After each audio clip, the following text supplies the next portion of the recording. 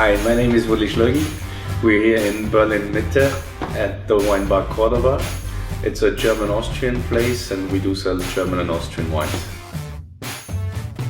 I grew up in a restaurant, so my parents were hosts and my mother is a chef.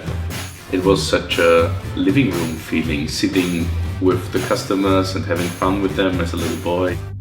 And I went to a tourism school in Bad Gleichenberg and I met some friends.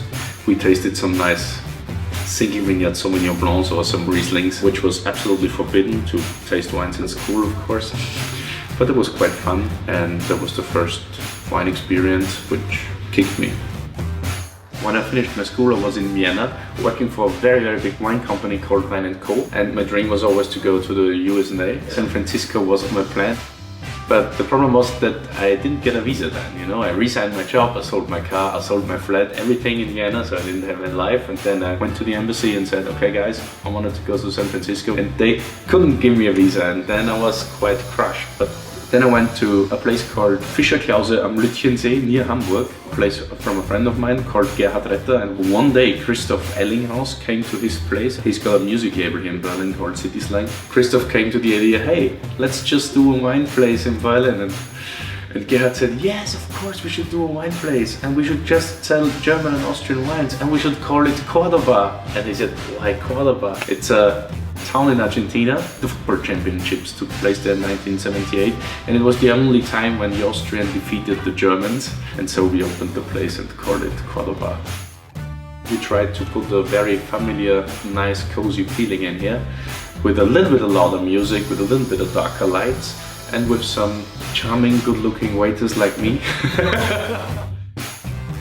First concept was to have a wine bar without any food, because we usually know that chefs are alcoholic or they want too much money. But then we found Lucas Mratz, our first chef here, and we gave him kind of a carte blanche so he could do whatever he wants. And yeah, he cooked like a young maverick guy. I mean, he blew everything away, and then people coming not only for wine, and they came for food. And so we tried to change the concept a little bit. We wanted to have the wine in front of the food and not the food in front of the wine. That's very important.